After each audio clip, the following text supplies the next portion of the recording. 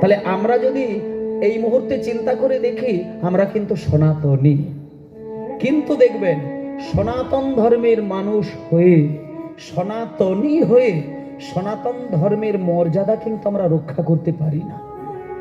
আমি আপনাদেরকে যে কৌশলটা বলতে চাই কীর্তন গানের ক্ষেত্রে, এখন তো আমাদের ধর্মে আলাদা করে কোনো ধর্মের কোনো বক্তব্য মানুষকে শোনানোর জন্য কোনো প্ল্যাটফর্ম হয়নি মায়েরা।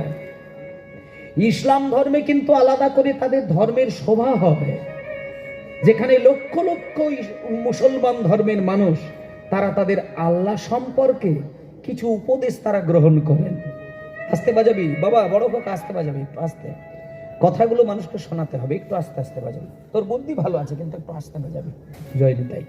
এবার বলি মায়েদের, সনাতন ধর্মের মানুষের কাছে কিন্তু কীর্তন বাদে এই মুহূর্তে দম করে হাজার মানুষকে ধরিয়ে এক জায়গায় করে নিয়ে ধর্মের একেবারে গভীরের কথাগুলো যে শোনাবে, বলুন সেই রকম কোনো আলাদা করে ধর্মসভা হয় কি?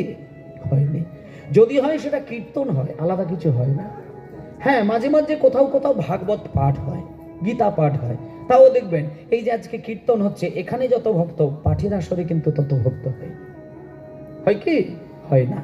কেন হয়নি? না ওখানে গান বাজনা হয় না, ওই খুব একটা আসর জমেনি, সেই জন্য। তাই এইখানে আপনাদেরকে একটু বলি, যেখানে ধর্মের কথা হয় সেখানে অন্তর দিয়ে প্রাণ দিয়ে সেই ধর্মের কথাই মন প্রাণ ডোবাবেন। কারণ আপনি একটা জিনিস খেয়াল করবেন, যে দিন আগামী দিন আসতে চলেছে, আমি এখানে অন্য কোনো দিক থেকে কথা বলতে চাই না, সনাতন ধর্মের বাইরের যারা ধর্ম, মুসলমান ধর্মেই বলুন, খ্রিস্টান ধর্ম বলুন, শিখ ধর্ম বলুন, আমি অন্য কোনো ধর্মের দায়ী করে কথা বলছি না, আমি আমাদের ধর্মের কিছু দোষগুলো আমি বলতে চাই। এই মুহূর্তে যদি আপনি তুলসীমালা গলায় নিয়ে হরিনাম করেন, 10টা মুসলমান মানুষ আপনাকে কতটা বাজে কথা বলবে আমি জানি না, কিন্তু আপনার ঘরের ছেলেটাই কিন্তু আপনার দিকে তাকিয়ে ক্রিটিসাইজ করে কথা বলবে। তাহলে আপনি কোথায় লুকাবেন? আপনি তুলসীমালা গলায় নিয়ে, জপের মালায় নাম নিয়ে সকালবেলা নিষ্ঠা সহকারে নাম করবেন, আপনার পেটের ছেলেটাই দেখবেন আপনাকে ব্যঙ্গ হাসি হেসে আপনাকে আঘাত করবে। তাহলে আপনি আপনার পেটের ছেলেটাকে শেখান, এখন থেকে যদি প্রস্তুতি নিতে পারেন, আগামী প্রজন্ম তবে এই আধ্যাত্মিক রসটাকে ধরে রাখতে পারবে।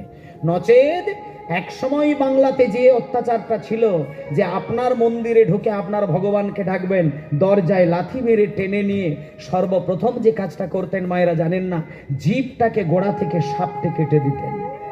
এখন তো হরিনাম করছেন, আপনার জিভ কেটে দেবে এমন মানুষ পাশে আছে কি? নেই। এককালে কিন্তু ছিল, এককালে ছিল। সেই ভয়ঙ্কর